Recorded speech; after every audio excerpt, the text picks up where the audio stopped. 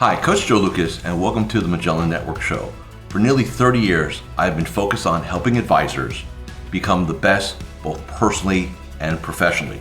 This show is dedicated to sharing with you tools, tips, strategies, distinctions, things that are working now.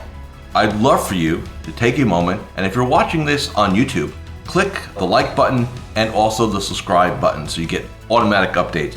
And if you happen to be listening to us on a podcast, make sure you're subscribed to the podcast and you leave a positive review for us.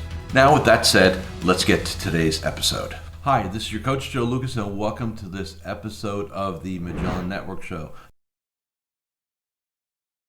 As I'm recording this, we're getting very close to the mid-year of 2021, and I want to dedicate this episode to having a conversation with you about why it's so important that between now and let's say the 12th of July, that you carve out time to do two things.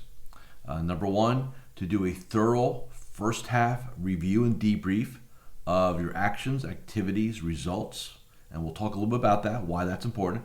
And then secondly, to tweak and to shift your game plan for the second half of 2021. One of the things I've done for decades is I like the word force, and that's the word we use here. I like to force my clients, my personal clients, to sit down for a couple hours between the end of June and the first couple weeks of July. Think of it like halftime in a game, right? So we're at halftime, and what we want to do is look at the first half, look at quarter one and quarter two.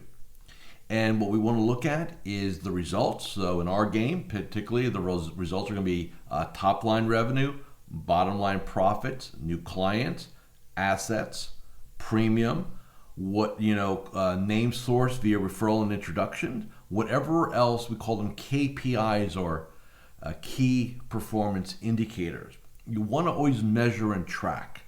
Now, why? Because how many times has this happened in your life? Where you did something, it worked so well, you what? That's right, you stopped doing it. And so we always want to memorialize those things that work for us so we stay consistent, we continue to move them forward. In addition, we want to look at the things that we're not doing up to par, up to standard, and make very intentional decisions on change, on elevation. So I'm going to show you this, and if you're doing the audio thing, just visualize this. There's a document here, which we call our review and benchmarking document. So this episode is going to be very unique because I'm going to gift you a version of this process that you can sit. There'll be a link here inside of the audio and also inside of the video on my YouTube channel also, where you can get this for free and go through the process. That's how critical it is. So what are the elements of a great mid-year review? Well, first and foremost is what are you going to track? So, I gave you some of the basic key performance indicators, right? Top line revenue, bottom line profits, assets, households, premium, if that's important to you. I mean, there's a lot others, but I think those are kind of the core ones, right? You take a look at that. Then what I want you to do is really measure your results versus your goals. And look, the reality is you're going to be in one of three different situations when you do your mid-year review.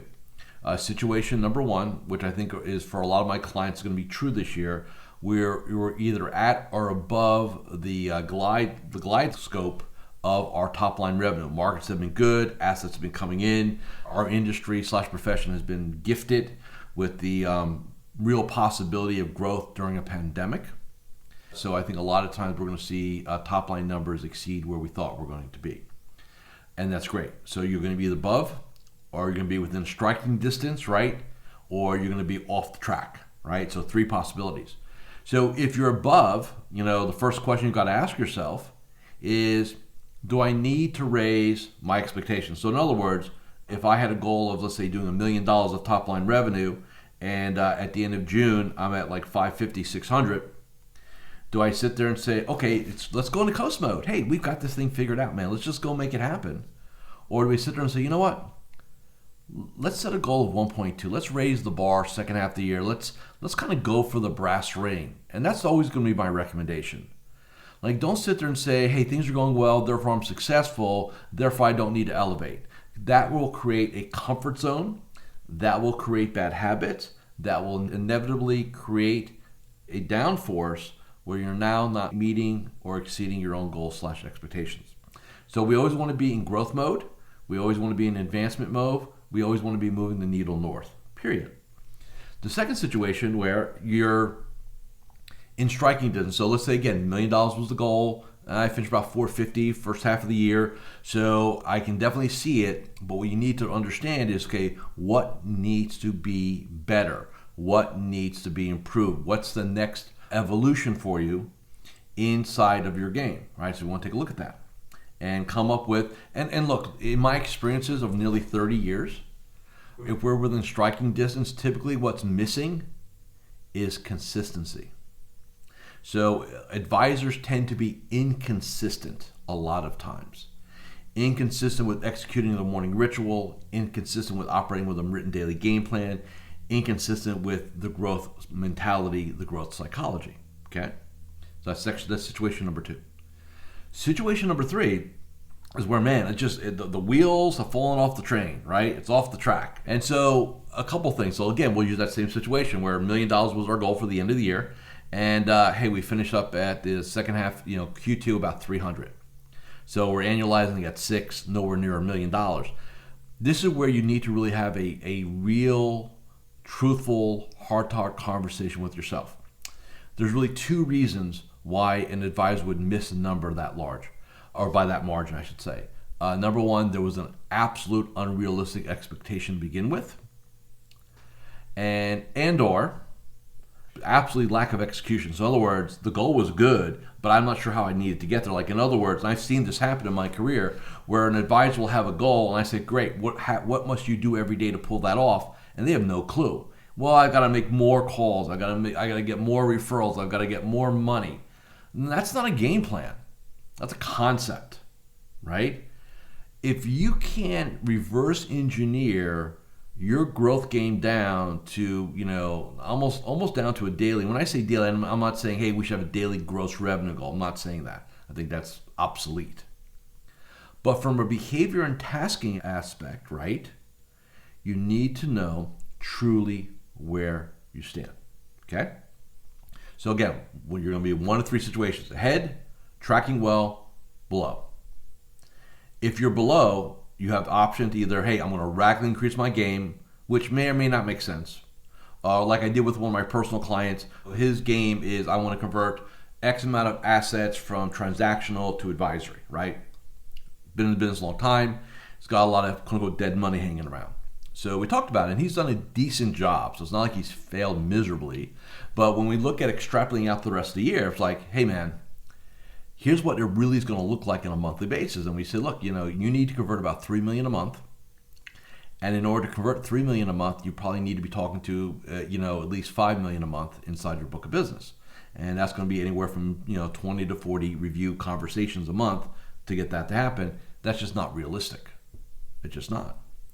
So we came up with a new goal, which he can kind of get his head on. It's still stretchy, right? So still got to go make things happen. But it's not, because what happens is, if your mind determines that goal is now unrealistic, what do most human beings do? They abandon them.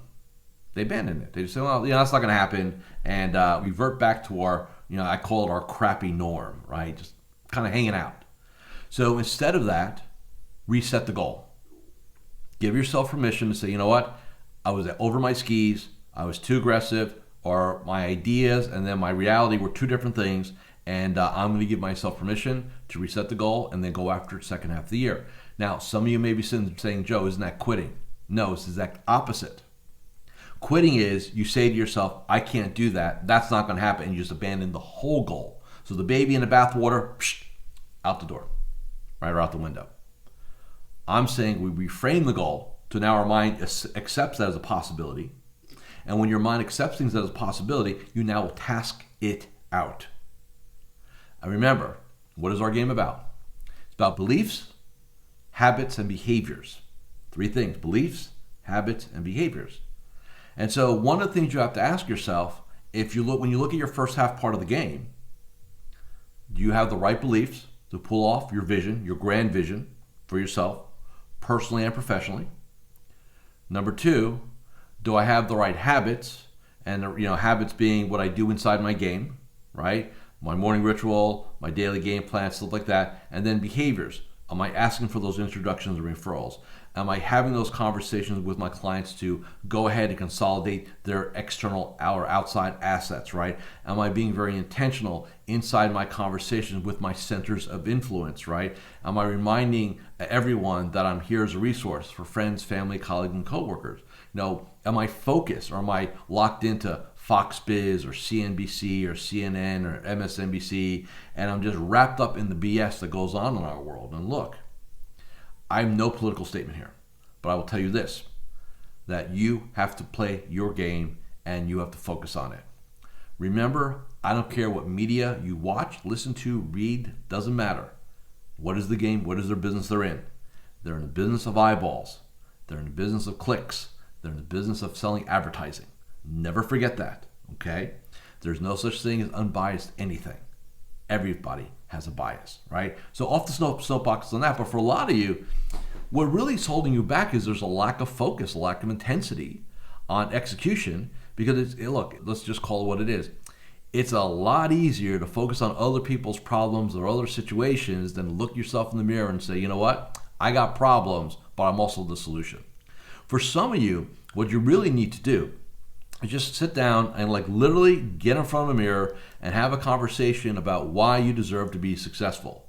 And for some of you, it's literally about just giving yourself permission to go have it all. I believe, as an advisor, I believe this for 30 years, that this game, you can have your cake and eat it too. You can't have it all. Now, what is all? In my mind, all is time freedom, economic abundance, right? I call it the left foot and the right foot. Time freedom. So we get enough downtime, we get enough renewal time. We're out there checking we never want to retire. We're out there, doing our bucket list trips now that, the world is starting to open up, at least certain parts of it are.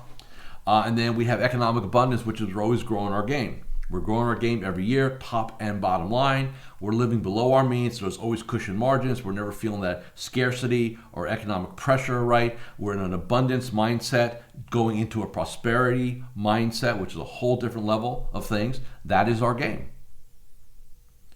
And if you're not there, as you do your mid-year review, decide to be there. Somebody said, well, Joe, how do you get there? I'd say, decide. I can go by client by client by client. And here's what's fascinating, and it's a beautiful thing. I have the privilege of working with advisors who have been 20, 30 years in the industry and have done okay. They made a good living. Some years were better than others. They have big dreams, hopes, and visions. They're never able to pull it off. And somebody's going to ask me, well, Joe, what holds an advisor back from big dreams, visions, and stuff like that? Bottom line, the advisor. Now, what does that mean inside? Well, what that means inside is that their mindset, their psychology, the gray matter is not aligned to the vision at hand.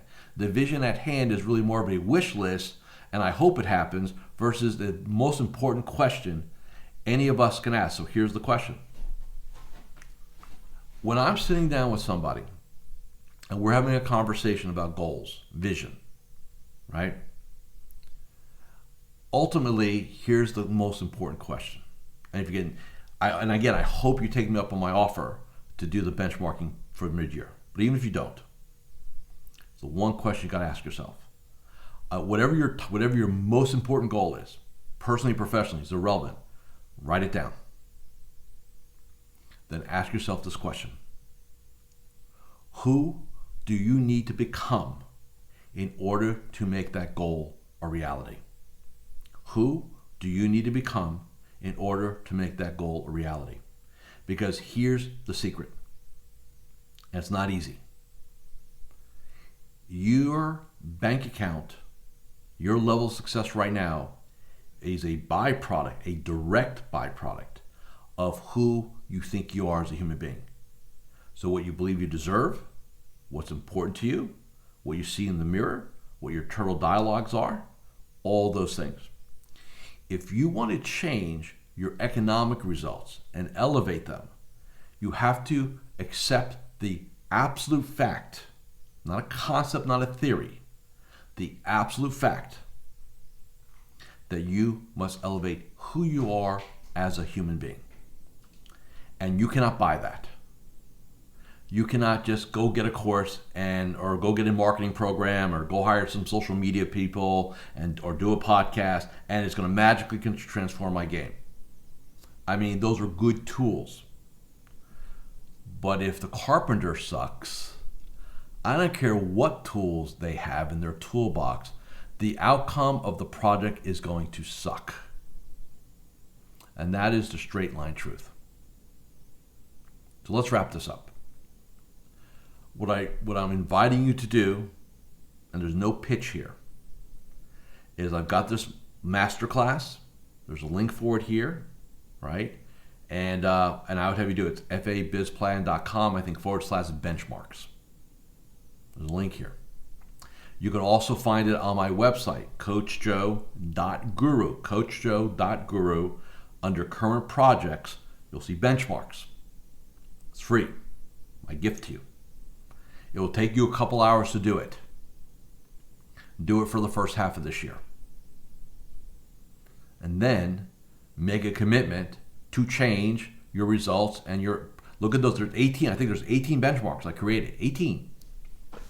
Version of this. Now this is what my personal clients and my network tribe are going to do over the holidays, right? We're going to get this done for Q3, Q4. There's a version of that for you. For just being a listener, watcher, whatever. My gift back, no strings. So take advantage of that, okay? And with that said, I will not be here next week. It's my mid-year break. It'll be actually a holiday weekend, so nobody's going to be around anyway, right? So I'll see you after the 4th of July here in the United States for the third quarter. We'll have a nice conversation around that. Please take me up on my offer do the benchmark. Again, you never have to hire me. You never have to step into any of my games, but let me help you be a better version of you and elevate your game in the second half of 2021. Thanks for listening. Thanks for watching this episode of the Magellan Network Show. Thank you for watching or listening to this episode of the Magellan Network Show. Hey, if any of this resonated with you, I invite you to come to MagellanNetwork.net, and we have a powerful group coaching community of like-minded advisors. Come in for a trial. You and I will have a one-on-one conversation. Let's see if I can help elevate your game both personally and professionally.